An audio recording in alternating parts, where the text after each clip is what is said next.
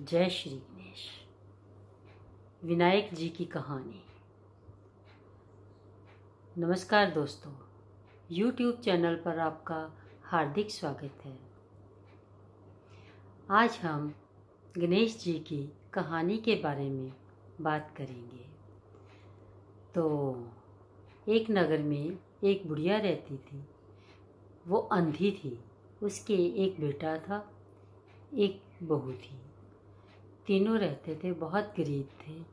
पर वो जो बुढ़िया थी वो गणेश जी की बहुत भक्त थी। वो दिन रात गणेश जी की पूजा करती थी। एक बार गणेश जी ने उसको दर्शन दिए और कहा, हे बूढ़ी माँ, मैं तेरी पूजा से बहुत प्रसन्न हूँ। तू मुझसे कुछ मांग ले। कहती, मैं क्या मांगूं? मुझे तो कुछ नहीं मांगना आता। गणेश जी कहते, कोई बात नहीं, तू अपने बेटे बहू किसी से भी पूछ के मेरे से मांग लेना। कहती, ठीक है। सुबह हुई, उसने अपने बेटे से पूछा कि अगर मैं भगवान से कुछ मांगना चाहूँ तो मैं क्या मांगूं? बेटे ने कहा, माँ, तू खूब सारा धन मांग ले, अपनी ज़िंदगी सुख में बीत जाएगी। तो उसने फिर अपनी बहू से पूछा कि बहू, मैं क्या मांगूं भगवान से? बहू ने कहा, तुम नाती पोता मांग लो। कहती, ठीक है। फिर उसने सोचा, ये तो सब अपने अपने भले की बातें कर रहे हैं, मैं और क्या मांग सकती हूँ? तो उसने कहा, मैं अपनी पड़ोसन से पूछती हूँ। उसने ये सारी बात उसको पड़ोसन से पूछी और पूछा कि मैं अगर भगवान से मांगूं तो क्या मांगूं? तो उसने कहा,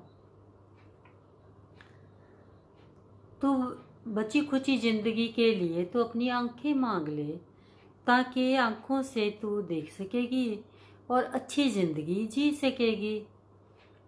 बुढ़िया ये सुनकर घर आ गई और सोचकर आखिर में निर्णय कर लिया कि मैं ऐसी चीज़ मांगती हूँ जिससे ना सबका ही भला हो जाए।